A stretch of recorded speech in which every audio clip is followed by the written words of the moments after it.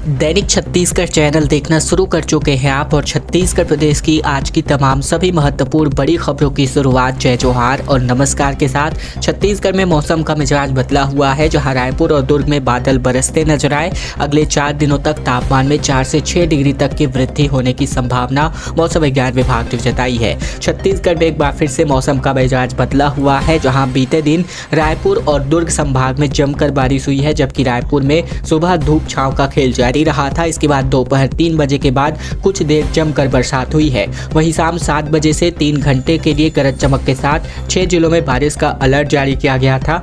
वहीं अगर बीते दिन की बात करें तो प्रदेश में 1-2 जगहों पर हल्की बूंदाबांदी भी हुई थी, जहां हालांकि मौसम विज्ञान विभाग के मुताबिक अगले 4 दिन तक तापमान में 4 से 6 डिग्री तक की बढ़ोतरी होने वाली है। वहीं रविवार को प्रदेश में सबसे अधिकतम तापमान 39 डिग्री सेल्सियस रिकॉर्ड किया गया और सोमवार को ये बारिश एक बार फिर से दखल देने लगा। दरअसल मौसम विज्ञान केंद्र ने अगले 3 घंटों के लिए अलर्ट जारी किया हुआ है और ये अलर्ट जो है 3:30 बजे तक के लिए जारी किया गया था। वहीं इसके मुताबिक रायपुर, बलौदाबाजार, दुर्ग, गरियाबंद, महासमुंद बिजली के साथ तेज हवा और बूंदाबांदी के आसार जो है नजर आए थे। वहीं आने वाले 4 दिनों में अब तापमान 4 से 6 डिग्री तक की वृद्धि होने जा रही है।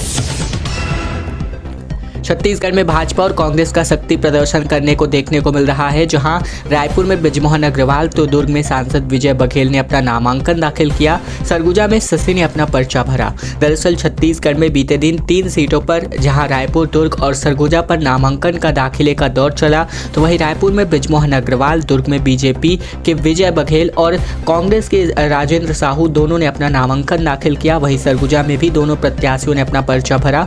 इस दौरान कांग्रेस की प्रत्याशी शशि सिंह ने बीजेपी प्रत्याशी चिंतामणि महाराज का पैर छूकर आशीर्वाद भी लिया। रायपुर में बृजमोहन अग्रवाल ने रोड शो और सभा दोनों आयोजित करी और उनकी सभा में सीएम साय, दोनों डिप्टी सीएम समेत बड़ी संख्या में भाजपा के कार्यकर्ता और पदाधिकारी सम्मिलित हुए।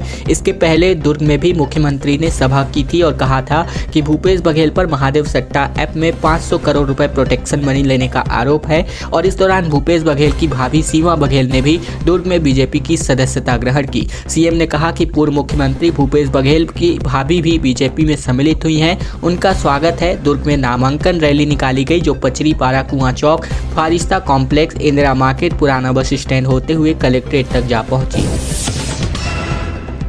छत्तीसगढ़ के 450 से अधिक अधिकारी और कर्मचारियों पर गाज गिर सकती है, क्योंकि डीएसपी और तहसीलदार स्तर के अफसरों पर भी प्रत्याशियों की मदद करने का आरोप है। निर्वाचन आयोग इसकी जांच में जुट चुका है। लोकसभा चुनाव के बीच छत्तीसगढ़ के 450 से अधिक सरकारी अधिकारी और कर्मचारियों के खिलाफ एक्शन लिया जा सकता है। आचार संहिता लगने के बाद से डीएसपी और तहसीलदार स्तर के अफसरों के खिलाफ भी प्रत्याशियों की मदद का आरोप लग चुका है। अलग अलग अफसरों के खिलाफ ये शिकायत राजनीतिक दलों और आम लोगों ने भी की है।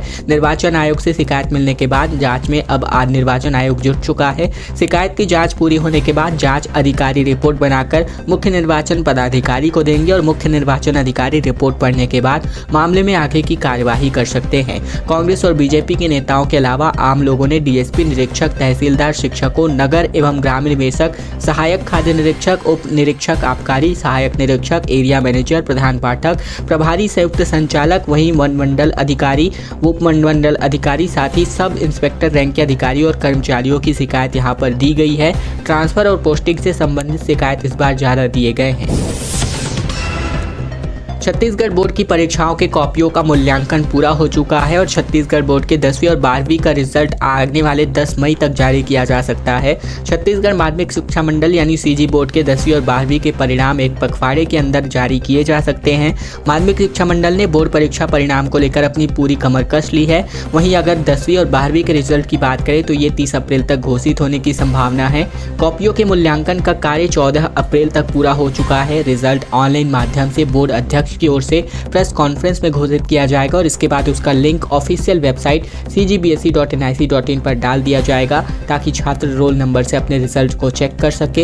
हालांकि बोर्ड की ओर से परीक्षा के परिणामों की तारीख में कोई भी आधिकारिक जानकारी नहीं दी गई है, लेकिन कॉपियों के मूल्यांकन का कार्य हो जाने से 15 दिन के अंदर रिजल्ट तैयार हो जा सकता है।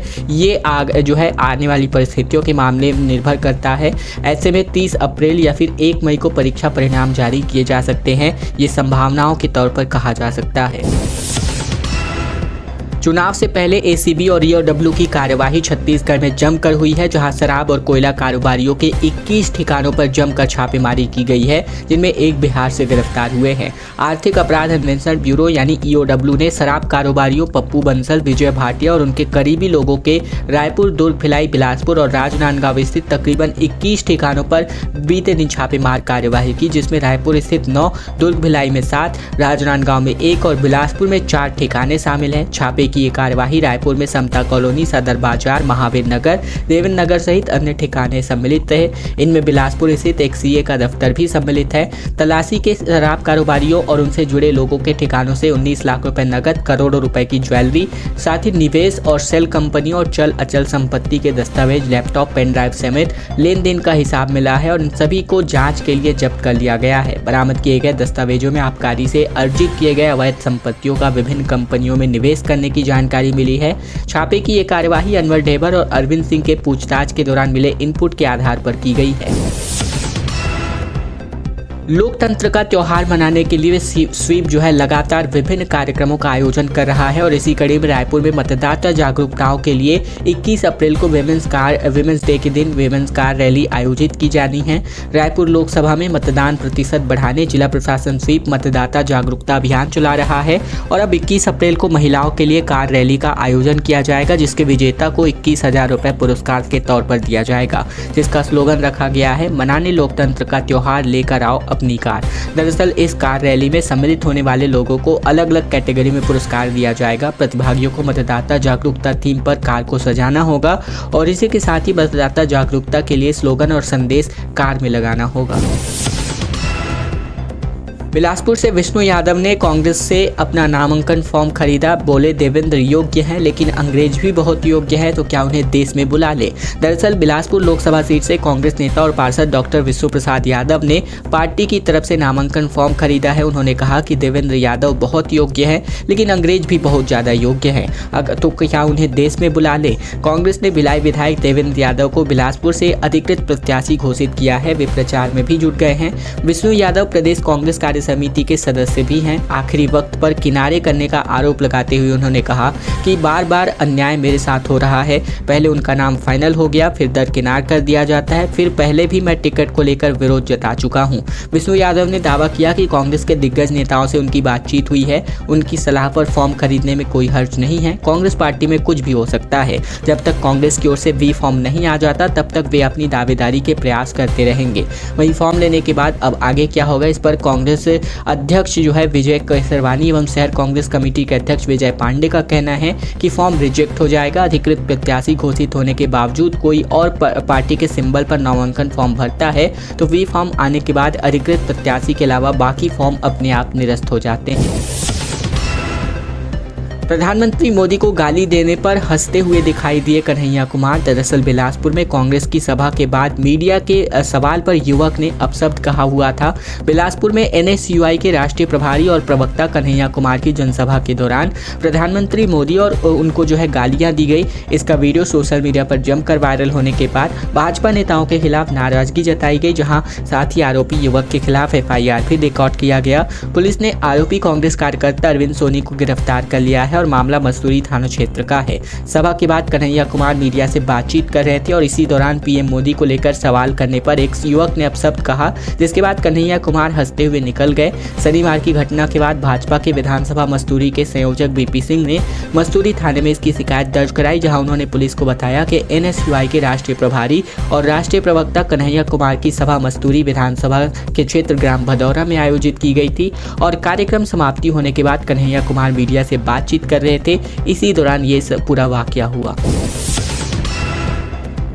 अजीबोगरीब समस्याएं आ रही है स्वामी आत्मानंद स्कूल की, जहां बिना आवेदन किए ही आत्मानंद स्कूल की सीटें भर गई हैं। पोर्टल में रायपुर के 4 नए स्कूलों का विकल्प ही गायब है। दूसरी से लेकर 12वीं तक की सीटें पूरी फुल बताई जा रही हैं। रायपुर में स्वामी आत्मानंद स्कूलों में आवेदन की प्रक्रिया 10 अप्रैल से शुरू हो चुकी है, लेकिन पोर्टल में दूसरी क्लास से लेकर 12वीं क्लास तक के बच्चों के लिए आवेदन ही नहीं लिए जा रहे हैं। बिना आवेदन भरे 12वीं तक की सीटें फुल हो गई हैं। वहीं पोर्टल में अब कुछ नए स्कूल के ऑप्शन भी नहीं हैं। दरअसल इसकी की शिकायत मिली जब प्रवेश पोर्टल पर आवेदन ही स्वीकार नहीं किए जा रहे हैं, सिर्फ पहली क्लास में एडमिशन के लिए आवेदन लिए जा रहे हैं। पोर्टल में इसका कारण सीट का न होना बताया जा रहा है। बिना आवेदन सीट फुल होने पर परिजनों के मन में सवाल उठ रहा है कि आखिर प्रवेश के पहले ही ये सीटें कैसे भर गई हैं। जानकारों का कहना है कि कक्षा पहली के लिए नए बच्चे प्रवेश लिए जाते हैं, इसीलिए केवल इस कक्षा के आवेदन लिए जा रहे हैं। बाकी कक्षा में 1 साल पहले के छात्र पास होकर आ जाते हैं और इसीलिए इन कक्षाओं में सीटें नहीं बची हैं, ये तर्क दिया जा रहा है। 21 अप्रैल को छत्तीसगढ़ के दौरे पर प्रियंका गांधी आने जा रही हैं, जहां राजनांदगांव में इनकी सभा का प्रचार प्रसार अभियान आयोजित होगा। कांग्रेस सांसद राहुल गांधी के दौरे के बाद अब पार्टी की राष्ट्रीय महासचिव प्रियंका गांधी का दौरा लगभग तय माना जा रहा है। संभावना है कि प्रियंका गांधी 21 अप्रैल को चुनाव प्रचार प्रसार करने छत्तीसगढ़ दौरे पर आ सकती हैं। राजनांदगांव और कांकेर लोकसभा सीट पर सभा करेंगी। हालांकि अभी उनके दौरे की आधिकारिक जानकारी यानी बाकी है। वहीं पूर्व मुख्यमंत्री भूपेश बघेल के समर्थन में महासचिव प्रियंका गांधी एक बड़ी आम सभा संबोधित करेंगी और इस आम सभा के बाद वो कांकेर भी जाएंगी, जहां कांग्रेस प्रत्याशी वीरेश ठाकुर के पक्ष में चुनाव प्रचार प्रसार किया जाएगा। दंतेवाड़ा में एक इनामी सहित कुल 26 नक्सलियों ने अपना आत्मसमर्पण किया। लोन वर्राटू अभियान से प्रभावित होकर इन्होंने आत्मसमर्पण किया है। दरअसल सरेंडर का ये मामला छत्तीसगढ़ के दंतेवाड़ा जिले का है, जहां लोन वर्राटू अभियान से प्रभावित होकर एक इनामी सहित कुल 26 नक्सलियों ने अपना आत्मसमर्पण किया। सरेंडर करने वाले नक्सलियों में किष्टाराम, भैरमगढ़, मलांगीर और कटे कल्याण एरिया कमेटी के सक्रिय सदस्य थे। ये सभी नक्सली बंद के दौरान रोड खोदना, पेड़ काटना और नक्सली बैनर पोस्टर लगाने जैसी तमाम घटनाओं में सम्मिलित होते थे। हेलीकॉप्टर में नहीं घूम रहे, इसीलिए विपक्ष नजर नहीं आ रही। दीपक बैज ने ये बातें कही और कहा कि सभी सीटों पर दमदारी से अपना चुनाव लड़ रहे हैं और ज़्यादा ही सीटें जीतेंगे, उम्मीद से ज़्यादा। दरअसल प्रदेश कांग्रेस अध्यक्ष दीपक बैज 16 अप्रैल को कोरबा में कांग्रेस प्रत्याशी ज्योत्सना महंत की नामांकन रैली में सम्मिलित होने जा रहे हैं। यानी आज जाने से पहले उन्होंने कहा कि हम हेलीकॉप्टर में नहीं घूम रहे, इसीलिए शायद विपक्ष नजर भी नहीं आ रही है। हमने सभी सीटों पर अच्छे उम्मीदवारों को मौका दिया है। हमारे कार्यकर्ता लगातार काम कर रहे हैं। इस बार कांग्रेस उम्मीद से अधिक सीटें जीतने वाली है। भाजपा के संकल्प पत्र को लेकर पीसीसी चीफ दीपक बैज ने कहा कि भाजपा के घोषणा पत्र में देश के युवाओं के लिए नौकरी का जिक्र ही नहीं है। महिला, महंगाई और किसानों के लिए कोई जिक्र ही नहीं है। भाजपा ने चुनावी हार मान ली है। घोषणा पत्र एक ढकोसला के तौर पर इन्होंने जारी किया है। प्रदेश कांग्रेस अध्यक्ष दीपक बैज ने ये बातें कही। नक्सलियों का एनकाउंटर कराने से लेकर सूचना देने तक पर लाखों का इनाम छत्तीसगढ़ पुलिस ने ऑफर के तौर पर घोषित किया है। दरअसल नक्सल ऑपरेशन को लेकर आम लोगों के लिए एक बड़ा ऑफर जारी किया गया है, जिसमें कोई भी व्यक्ति पुलिस को नक्सलियों के बारे में अगर सूचना देता है और एनकाउंटर में नक्सली मारे जाते हैं तो उसे 5 लाख रुपए नगद इनाम और सरकारी नौकरी के तौर पर पुरस्कार मिल सकता है। इसे लेकर नक्सल प्रभावित क्षेत्र में पुलिस के द्वारा पोस्टर चस्पा किया जा रहा है, जहां सोमवार को जिले के विभिन्न जगहों पर पुलिस ने ग्रामीणों से नक्सलियों के संबंध में जानकारी देने की अपील की है। टीएस सिंहदेव ने कहा कि भाजपा के घोषणा पत्र से मैं बेहद निराश हुआ। महंगाई और बेरोजगारी और नौकरी पर कुछ भी नहीं। 2014 से 2019 में जो कहा उसे ही दोहराया। छत्तीसगढ़ के पूर्व डिप्टी सीएम टीएस सिंहदेव ने भाजपा के घोषणा पत्र पर अपनी निराशा जताई है, जहां उन्होंने कहा कि भाजपा ने साल 2014 में जो कहा पूरा करेंगे 2019 में दोहराया और वही घोषणा पत्र 2024 में दोहराया जा रहा है। 2 करोड़ नौकरी देने वाले इस घोषणा पत्र में नौकरी को लेकर मौन है। न इसमें $5 ट्रिलियन के इकोनॉमी की बात की गई है और न ही महंगाई की। दरअसल कांग्रेस प्रत्याशी शशि सिंह के नामांकन रैली के दौरान बातचीत में टीएस सिंहदेव ने कहा कि जो काम चल रहे हैं उन्हें भाजपा गिना रही है। आगे करेंगे, गैस पाइपलाइन, सौर ऊर्जा और घर सालों से बन रहे हैं उसकी बात कर रहे हैं। अब $5 ट्रिलियन इकोनॉमी की बात भी नहीं की जा सकती है। ये बातें टीएस सिंहदेव ने भाजपा पर हमला बोलते हुए कहा। इस बार के लोकसभा चुनाव में नगरनार स्टील प्लांट एक बड़ा मुद्दा बनता जा रहा है, जिस पर महिलाओं को काफी ज्यादा नौकरी की आस है। दरअसल बस्तर लोकसभा चुनाव से पहले नगरनार स्टील प्लांट का एक बड़ा मुद्दा बन चुका है। नगरनार गांव की महिलाएं इस प्लांट में बराबरी का अधिकार मांग रही हैं। उन्हें उम्मीद है कि इस प्लांट में नौकरी मिलेगी और उनका भविष्य सुरक्षित हो सकेगा। राष्ट्रीय खनिज विकास निगम यानी NMDC के नगरनार स्टील प्लांट को स्थापित करने के लिए यहाँ आसपास के 8 गाँवों की भूमि को अधिग्रहण किया गया है। साथ ही यहाँ आने वाले लोगों को समय में इससे विकसित भारत की दृष्टि से देख रहे हैं। प्लांट बनने के बाद प्रभावित गांवों में कुछ विकास कार्य भी शुरू हो गए हैं, मगर अभी बहुत कुछ करना बाकी है। हालांकि अभी लोगों को स्वच्छ पीने के लिए पानी, शौचालय की सुविधा मिल रही है, पर महिलाओं का मानना है कि वह विकसित भारत के लिए सहभागी होना चाहते हैं। उनकी मांग ये है कि इस प्लांट में महिलाओं को भी नौकरी में शामिल होने का अवसर दिया जाए और ये लोकसभा चुनाव के मद्देनजर एक बड़ा मुद्दा बनता हुआ यहाँ इस क्षेत्र के लिए नजर आ रहा है।